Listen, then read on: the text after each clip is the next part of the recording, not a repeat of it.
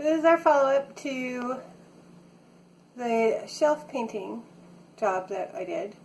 It's done. And the curtain's back on, as you can see. And there's stuff on the shelves. And so, I'm happy with it.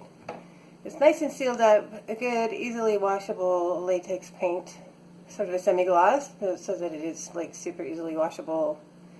It's not as loaded up with stuff. A lot of the books that we did have in there I've taken out and put into, here, hold on so you don't have to look at my forehead. I took a lot of the books out and put them into airtight bags, and they went down into the trapdoor just to protect them and to make a little more room for airflow in here. So I think it's an okay color. It's not as peachy as I expected. It's more like a beige. But it doesn't look dirty. It complements the painting well, which may or may not stay there, but it works well with the little curtain. So whatever. It's fine. It's a little warmer than the white, as you can see. But mostly I'm just happy that it's nice and clean and easy to keep clean, whereas the MDF uncoated with latex apparently is not. So that's done. So here we are at Ollie's garden. We planted the flowers. The flowering geraniums, or whatever they are doing really well. The hydrangea has a fungus. So I've got some organic fungicide here. So it's for fungus, insects, and mites, depending on what it might be that's doing this. It may also just be that it's fall, because surprisingly, it's fall, and you can tell here. Lots of, I don't know if you can tell here, it just looks green, but like the grasses are starting to die back, turn brown.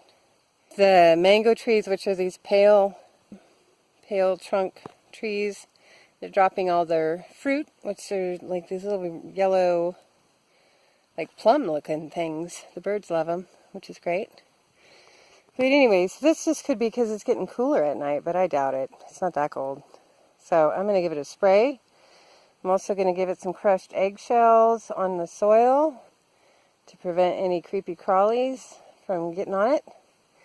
And then I'll give it some of this tomato fertilizer too, just to make sure it's got what it needs for food. The soil is a compost soil, heavily composted soil, which I don't think would cause it to burn because it's well-seasoned stuff and the geraniums are doing fine. So I think it's just something that likes the hydrangea. So we're going to spray it and fertilize it and protect it a little and see if it does better. I have not yet transplanted it into the ground. It's still in the pot, which I should do soon probably. Maybe I'll do it today. I have to think about it. Ollie isn't down there under the bush. Ollie's still in his container in the house. I haven't been comfortable. Anyway, that's my own story. But he's still in the house. I haven't been able to put him in the yard, so we'll see how that goes. But I might transplant it in the ground just to save the hydrangea. It is getting considerable new growth, as you can see. So it's not an unhappy plant. It's just got, I think, some unfriendly, something that is attaching itself to it. See, this looks eaten for sure. So anyway, so let's see what we can do. Help it out a little bit. I'll probably take it out of the pot, put it in the ground. I can figure out what else I want to do with Ollie later, if I do anything. I may just keep him in the house. But anyway, so off to work I go. Here's a better look at these garden beds. You can see that there's some grasses that have tried to grow in the soil that we put in, but not much. So I'll pull that stuff out. Here's a little clover trying to start, but not particularly weedy, which is very encouraging. I don't have to worry, I don't think. It's been a few weeks, like 3 weeks, and I don't think I'm going to have to worry too much about, aggressively weeding the garden bed, which is great. So I'm going to pull these weeds, and I'll stir in some of this tomato fertilizer and some eggshells for these guys too. I have more eggshells than what's in that red bowl. And the sun's coming out, so that's awesome.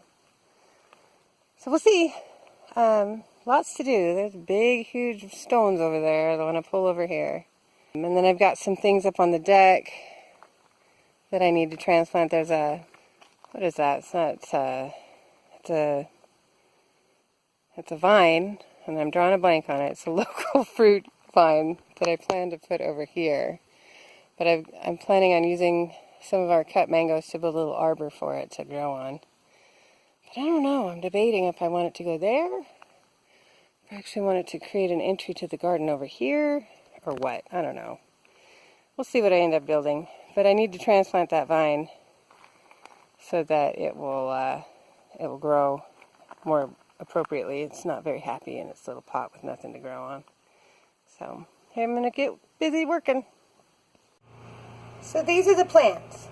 I don't know if you can tell what's going on here. There's the house, that's the cottage, and this is the driveway over here. And there's our little garden beds. And there's our silly cat. What are you doing? I start talking, she starts freaking out because she thinks I'm talking to her. Isn't she cute? Her big green eyes. What are you doing, Zoe? What are you doing? She has the quietest little meow.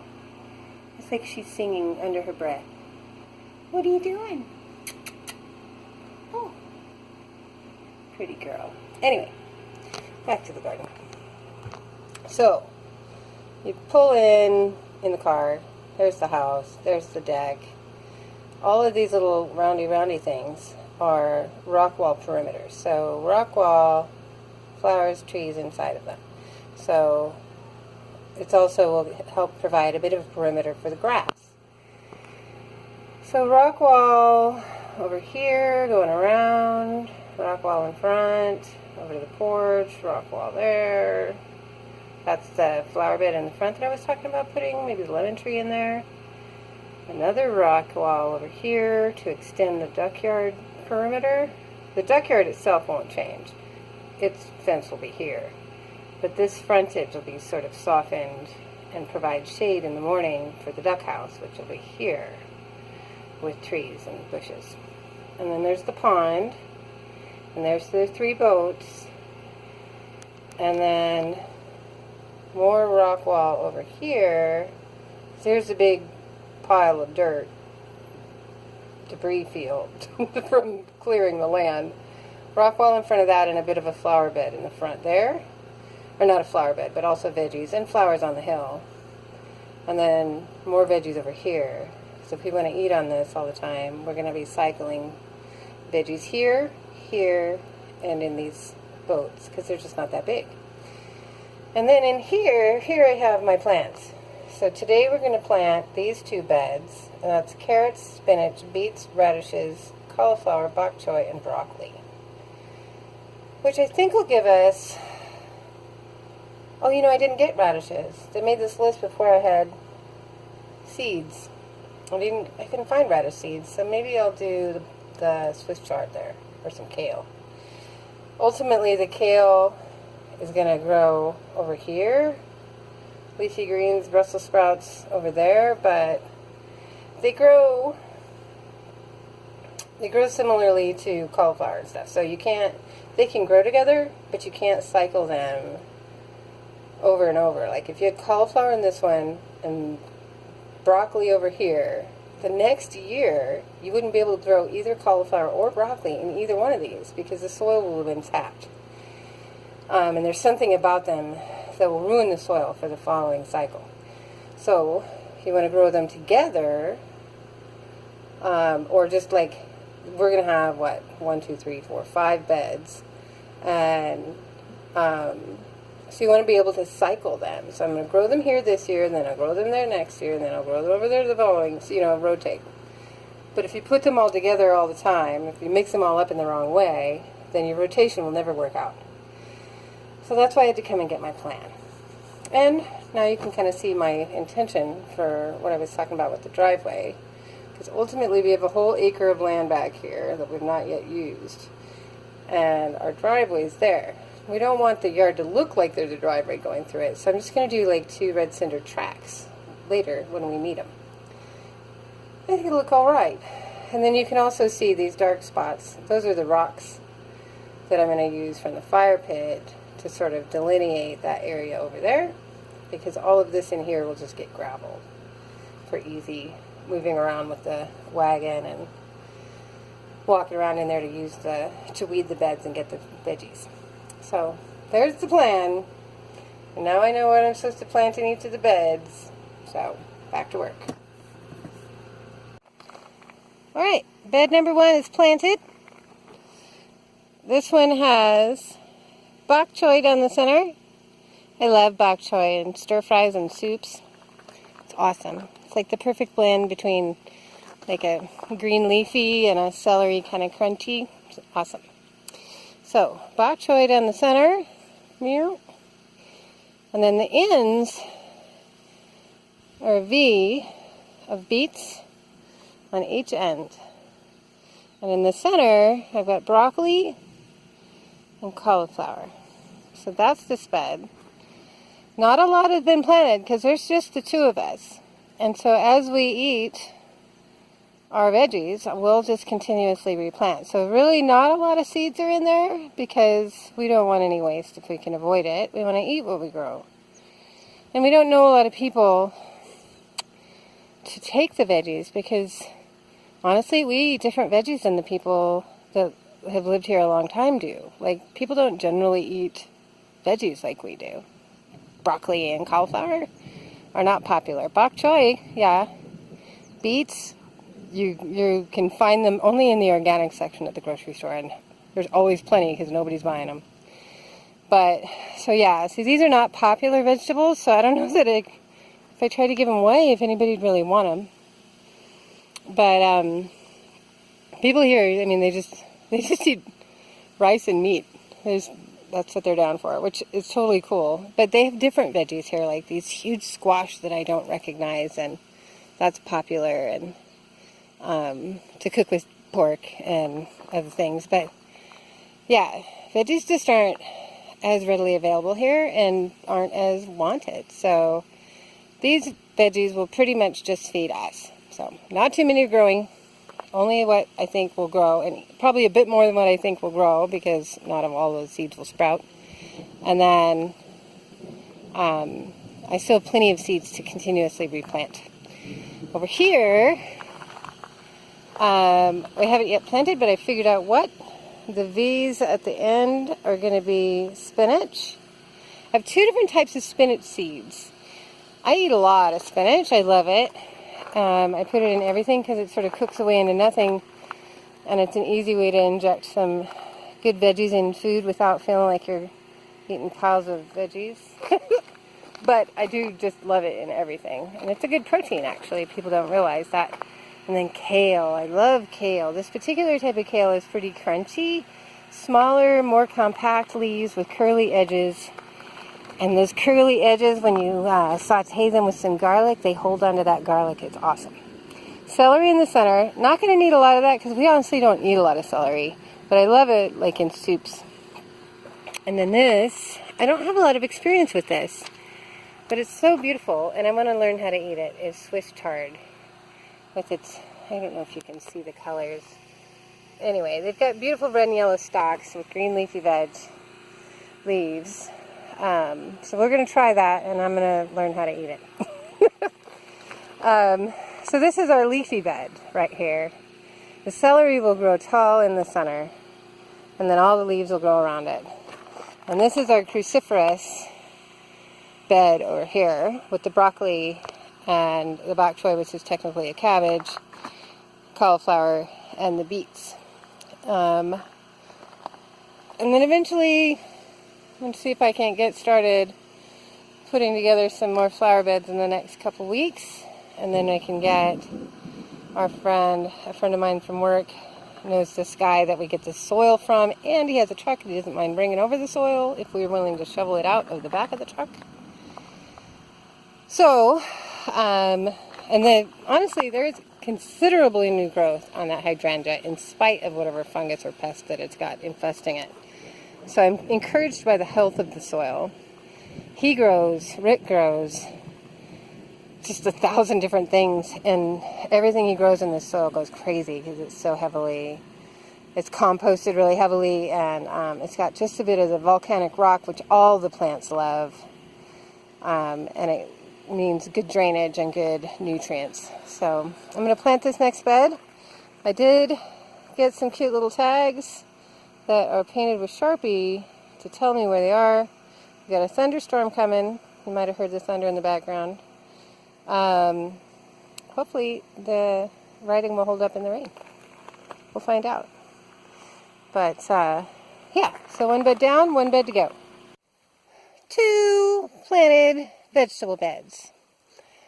Now, if this is all I ever plant, this would serve us extremely well, because really this is the bulk of the veggies that we eat the most commonly, which is why I started with them. Spinach, we go through a lot of spinach. I probably use a few bags of spinach a week. And on this island, spinach by the bag, baby spinach, is $5 to $6 a bag. Which is crazy, because they're like $2 or $3 a bag on the mainland. But it's because everything comes over on a boat. But if we grow it, that was $2. I think I spent $2 on spinach seeds, and I still have half of them. So, yeah, that's my hope. And then, of course, broccoli and cauliflower. Broccoli is Irvin's favorite. Cauliflower, I go through a lot of cauliflower because that's my alternative to rice. And I like it. And bok choy, of course, goes in everything. Beets are me. I love beets. I love them roasted. Or just chopped up. I just love beets. But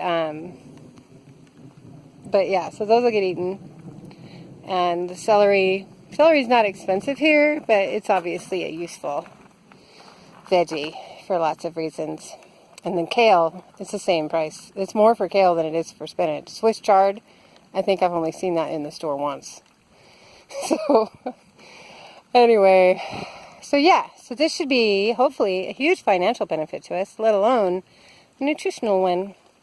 It's raining. You can see, it's not raining hard, but you can see in the pond, drip, drip, drip.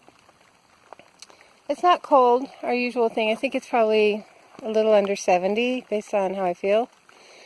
I started with a little bit of rock moving. I think I'm going to do a little more, see what I'm up for.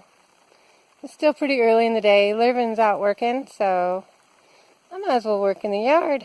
I like it. I like what it does for us. And eventually I got to start thinking about that duck house that's going to live in the corner over there.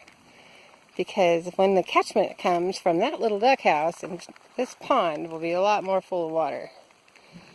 Because right now it rains, it fills, but then it dries up in a little bit every time. So it's filling, but it's so slow. Anyway, it's still got probably another foot to go, and that's going to take a long time at the rate it's going. But I do like it. It needs more rocks, obviously, but it's coming together. And then I get the pond reasonably rocked in. I can get more soil and build this up for an actual real lawn, not just weeds, so that it looks pretty. But I can't do that really until the rocks are done, or I'll just trample the grass. Anyway, I yammer all the time, yammering. Alright, see what I can do about that rock pile. Well, it's not fancy,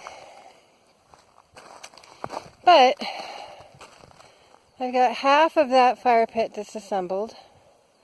Some of those rocks are here because I wanted the rocks that are facing the driveway to be good, big, heavy face rocks, as the Hawaiian would call them. And that's what those are. Those biggest ones all came from the fire pit. That wagon did me a lot of favors. It's really hard to pull that thing heavily loaded over those lumpy rocks. But in the process of this, I took out some of the higher pointed rocks and put them in here. And then it made it a little easier to haul these bigger rocks over. But they're so, like, there's one standing there. It's just so heavy that getting it into the wagon is going to have to happen after I have not already done a bunch of work. Anyway, so it's a teardrop shape. So it's rounded so that the idea being anybody coming in here, driving in here, let me go back where I was.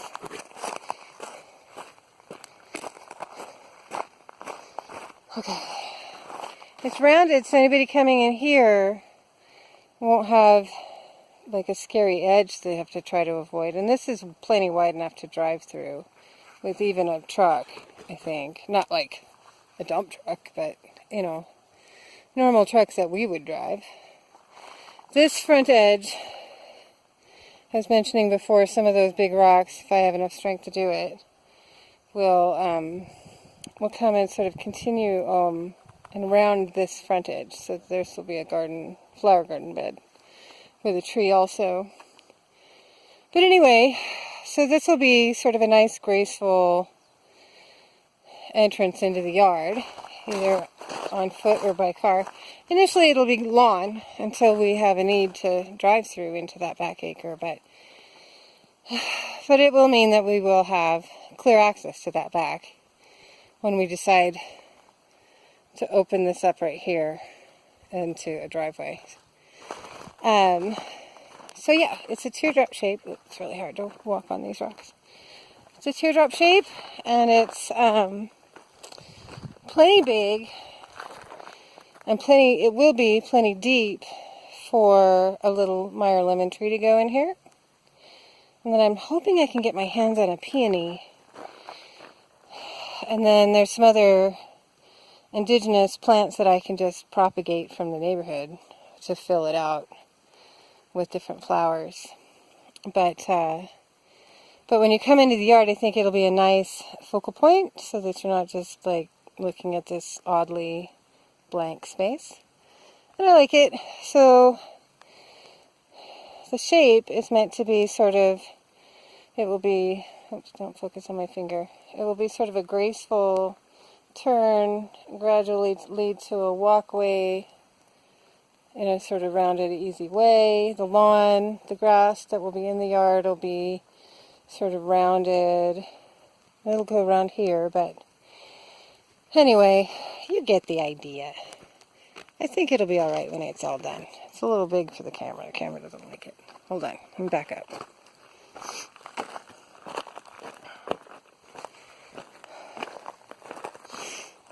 There you can see. It's a teardrop. And here you can see better that half of the fire pit is gone.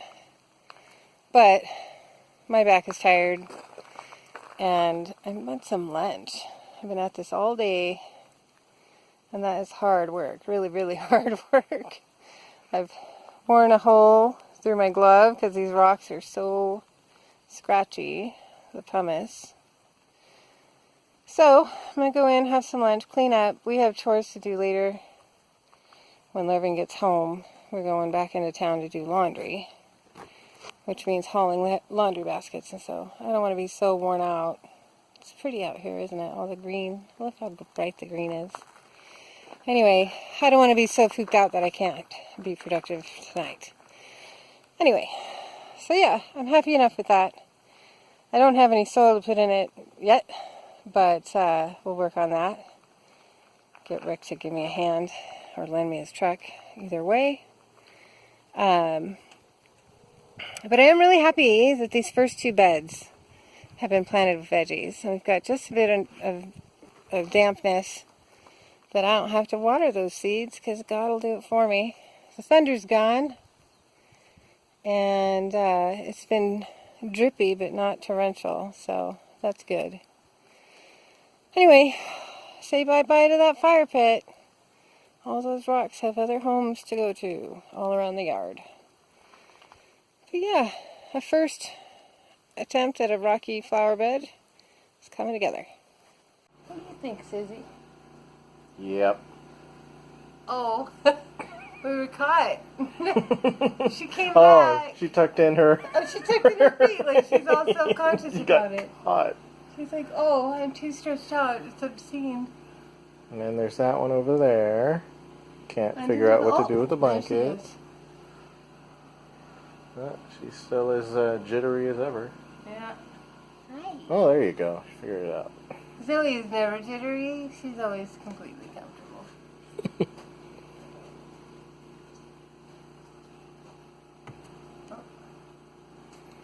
Anyway, so I mentioned earlier that I was worried that we had managed to lose our one of our 2 cats that we just got in less than a week. Yeah. Oops. Which would have been seriously disappointing. Hey. But we went and did laundry. Yeah. Oh. And then this happened. She came running up when she saw the van. When we pulled in. She's all over it. I've been calling her for days. Trying to get her in. And no sign of her. And then she saw the van pull up and she came running out of the woods. Yep. Yeah, just like that. Happy as a clam to be home. But she seems like she's still her chubby little sausage self. Oh, yeah. She hasn't lost any weight. She didn't lose anything. So we think she was probably living on frogs. Yeah. She's not, I don't think she's pretty fast and she's really strong. Yeah. She's actually shockingly strong. She is so solid. Come here. See if I can show this. Yeah. She is just like solid cat. But she can jump like 8 feet in the air. Yeah. Well, they both have some serious jumping skills. It's bizarre. This one is... How she lifts that girth that high in the air is beyond me. Because she's got like the legs of a corgi. She's little stubby fat legs. But anyway. It's all muscle. Yeah, all muscle apparently. But so yeah, she came home. And so we're glad for that. Weird. We still have 2 cats. Yep. Zoe, I think, actually might be a little annoyed. Yeah. We were so worried initially that because they've always lived together. That Zoe would be lonely. That's Zoe. Yep. Come here, baby. But Zoe is like, oh, really? I had them all to myself. Hi. And she liked it. Do you like the camera? Nope. And she just likes us. So yeah, that was pretty odd. So yeah, we figure she's just happy being outside whenever she wants to be, and she obviously knows that she lives here. She's come home twice now. Yeah, the first time. Well, did you describe the first time? Yeah, the first time was 8 hours all day long, or more, or maybe 10. Yeah, because after I got home, it was a while. I was home for several hours before she came home. Mm. So yeah, it was probably like 10 or 11 hours she was outside. And we were so excited that she came home. Yeah. This time... right up to the back door. She's probably out 36 hours. Yeah. Yeah, we totally wrote that off. I totally was like, okay, oh God, okay, we blew that. Yeah. She's out there somewhere. Like she wasn't familiar enough with us or comfortable enough with us and just took off. But no. Yeah. She came home like it was nothing. When she did finally come home, she just came in the door and like, hi, and where's the food? We were at the front door and it's dark out and I could just see the moving white paws. I was like, oh, Suzie. And so, she didn't even come to the front door. She went and climbed up the stairs she came to the on the deck, the way she'd done before. So she has a memory. Somewhat. We can't decide if she's smart or not. Yeah, she's just like scatterbrained. Super scatterbrained. So like she'll be like, "Oh yeah, pet me." What? Yeah. What? I mean, she's just like.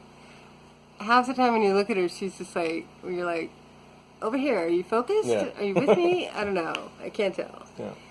But whatever, she found her way. Okay. So I'll worry less next time she goes out and stays out for 2 days. Right. But cats. Yeah. So we'll see. Zoe would prefer that Suzie went back to the woods. This is true, I think. Yeah. She's just like, right. Really. She doesn't even want. She's not even about hanging out with her. Yeah. She's staying close and keeping an eye on her people. Where the other one is. Yeah. So we wanted 2 cats to have a dynamic between them. So there's a dynamic, and there is one. It's not unfriendly. No. They are nice to each other, but like Suzie tried to wash Zoe, and Zoe was like, "Hey." Normally she's like, yeah, whatever, but now she's like, hey, pulled away. She's like, I got it going on just fine over here. I don't need you washing me. Yeah. Anyway, so yeah, but I am relieved. Yeah. That nothing tragic has happened to Suzie, because I was worried about that. Yeah. Anyway, we're pretty cozy. We have 2 cats again. And cats. Fresh sheets. And big fleecy blanket on top. We put this big blue fleece on top of the bed to sort of protect the coverlet from the cats. And it's warm from the dryer. Mm-hmm. So it's warm, the coziest soft, thing ever. Fresh. Oh. Yeah. So, anyway, okay. Well, that's our story for today. Yeah, that's our cat story for today. Yeah. Oh, and the teardrop flower bed that I moved all those giant rocks, Lervin came in the house and didn't even see it. No. I walked right past right by it. Well, it's because I walked right past it because I was scanning the woods to see if I could see a moving cat. Anyway, I was like, what'd you think of the flower bed? And he's like, what? Huh? Oh? Anyway, it's been a full day. Yeah. It does look fantastic. Thanks, honey. Oh. Whoa! See? Suzie. She's so much personality. Oh, you. And there she goes. Yeah. She doesn't like to snuggle close. No. She likes Lervin's legs. No. Like she'll lay on Lervin's legs in the bed sometimes. No. Or between us. Yeah. But she doesn't like to be up by our faces. She wants to be petted, but only to a certain extent. She's doing that thing with her legs. She's behind you. She likes to stretch her back legs out. Yeah. It's so funny. But if she catches you looking at her like that, she pulls them in. Like, don't look at my legs. Can you see you? You're looking like you can see you. What are you doing? See the back paws? Fully stretched out, Superman style. She's so funny. Oh, another thing about Suzie, she's scared of the television.